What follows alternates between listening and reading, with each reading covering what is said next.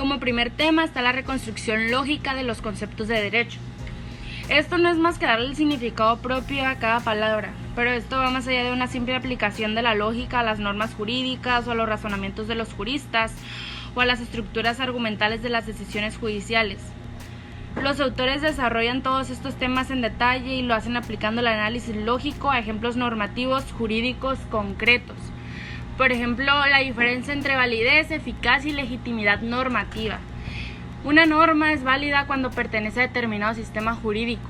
Una norma es eficaz cuando rige en los hechos, la conducta social. Una norma es legítima cuando la población cree que la norma está moralmente justificada. O como último ejemplo te dejo el que no es el mismo un texto normativo que norma jurídica. El texto normativo típico, un artículo de una ley o reglamento, no es la norma, sino que la contiene. La norma se integra de la composición entre el supuesto de hecho y la consecuencia legal. Puede haber varios supuestos de hechos y varias consecuencias legales en un mismo artículo e incluso una misma norma. El uso prescriptivo del lenguaje jurídico, a lo que yo entendí, indica al receptor lo que debe hacer, como cuando queremos dirigirnos a otro o a otras personas para que hagan o no hagan algo. Las normas pertenecen al género llamado lengua prescriptiva, que significa dar una indicación. Para ello, la concepción expresiva, las normas son esencialmente órdenes. Un ejemplo sería: si Leopoldo ha sido ordenado, entonces la proposición de que Leopoldo sea obligado es verdadero. Otro ejemplo sería: la enseñanza básica es obligatoria y gratuita. Lógica jurídica, raciocinio jurídico. La lógica jurídica, en conforme con la tesis de la lógica de las normas, trataría del raciocinio jurídico. La lógica jurídica se ocuparía en primer lugar de los raciocinios jurídicos lógicos, en donde raciocinio jurídico se define como los raciocinios realizados por los juristas. Existen dos tipos de raciocinios: normativos y no normativos, en razón de que la vida jurídica exige recurrir a raciocinios tanto como para comprobar hechos como para inferir normas.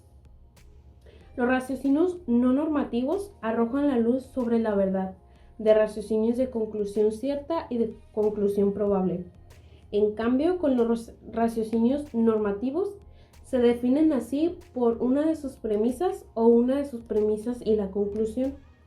Son preposiciones normativas que rigen las leyes de la lógica de las normas. Pro y contra de la lógica jurídica. Precisamente en este tipo de problemas comienzan los argumentos a favor y en contra de los análisis lógicos del derecho. Un contra de la lógica jurídica en la actualidad sería el partir nuestro razonamiento sin una fijación previa del término y el peligro de que se introduzcan equívocos y antivologías.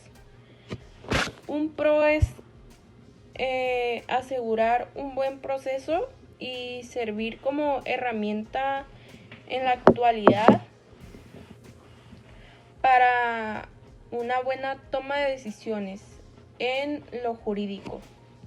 Una enseñanza del análisis lógico del derecho es un contexto fuertemente asignado por ámbitos de enseñanza y estudios memorísticos, escasamente analíticos y hostiles a toda abstracción y no acostumbrados al ejercicio racional, argumental, o por lo menos problemático, y corre el riesgo de crear una actitud cerrada y negativa por parte de los administradores curriculares. Actúa intento de inclusión de la lógica del derecho en los estudiantes de derecho positivo. Si se admitiera este estudio lógico como una materia de primer año de derecho, se tendría que elegir entre varias estrategias para sensibilizar la mentalidad de la comunidad académica estudiantil. Ya hemos visto cómo los autores del NS y el autor de derecho como lenguaje escribieron sus libros, escogieron una presentación de tipo intuitiva, utilizando conceptos no formales, parafraseando analogías, dejando así de lado la lengua de la lógica para hablar de las características lógicas del derecho. La semiótica jurídica. Primero que nada, la semiótica consiste en una interpretación de diversidad de signos que utilizamos en la sociedad como un modo de comunicación a través de los símbolos, los signos, iconos o ya sea las señales, de una manera visible, sonora o táctil.